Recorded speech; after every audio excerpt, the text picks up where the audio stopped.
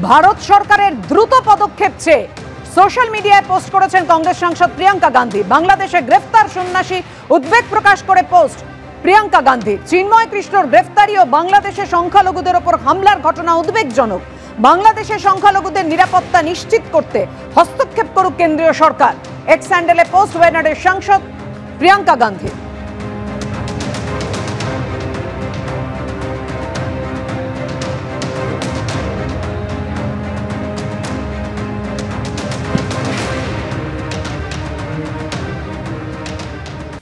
দেখুন, সব থেকে বড় কথা হচ্ছে যে বাংলাদেশে যে ঘটনা ঘটছে তা নিয়ে ব্যক্তিগতভাবে বলুন আমি অত্যন্ত চিন্তিত এবং মানসিকভাবে পীড়িত। মানে গত কয়েক মাসের মধ্যে গোটা বাংলাদেশের রাজনৈতিক চেহারা, প্রশাসনিক চেহারা এমনভাবে বদলে গেল যা আমাদের সকলকে অবাক করেছে।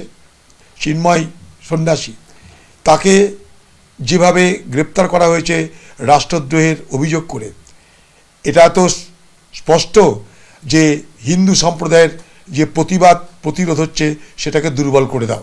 তাই স্বাভাবিকভাবেই বাংলাদেশের এই ঘটনায় আমরা যার পরনাই চিন্তিত।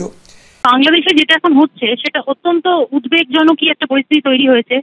এবং আমরা যদি একটা দেখি যে বাংলাদেশের দার্শনিক যে মূল, বাংলাদেশের সংস্কৃতি তৈরি হওয়ার পেছনে যে সংস্কৃতি, বাংলাদেশ কিন্তু আজকাল সেটা ভুলে যাচ্ছে। এবং যেই দেশ তার দার্শনিক মূল, তার সংস্কৃতি, তার পরিচয় আস্তে আস্তে হারাতে থাকে, সেই দেশের কিন্তু ভবিষ্যৎ উন্নয়ন কতটা সম্ভব সেটা নিয়ে আমার কিন্তু যথেষ্ট প্রশ্ন আছে। আমরা ক্রমাগত দেখছি যে হিন্দু সংখ্যালঘুদের ওপর অনেকটা হিংসা চলে আসছে, অনেক বেশি হিংসা চলে আসছে। তাদের সংখ্যা যে পার্সেন্টেজ যে নাম্বার, সেটা কিন্তু ক্রমাগত সেটা কমে আসছে।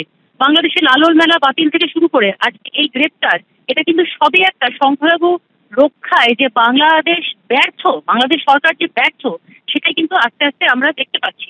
তো এই যে বাংলাদেশের যে প্রবলেমটা, সেটা হচ্ছে মানবাধিকার লঙ্ঘনের প্রবলেমটা, এটা কিন্তু একটা ইন্টারন্যাশনাল প্রবলেমের দিকে যাচ্ছে। আমি বলবো যে ভারতের অনেক বেশি কূটনৈতিক চাপ, বাণিজ্যের দিক থেকে চাপ সৃষ্টি করতে হবে, আমাদের সামুদ্রিক যে সীমান্ত আছে সেটাকে প্রোটেক্ট করতে হবে।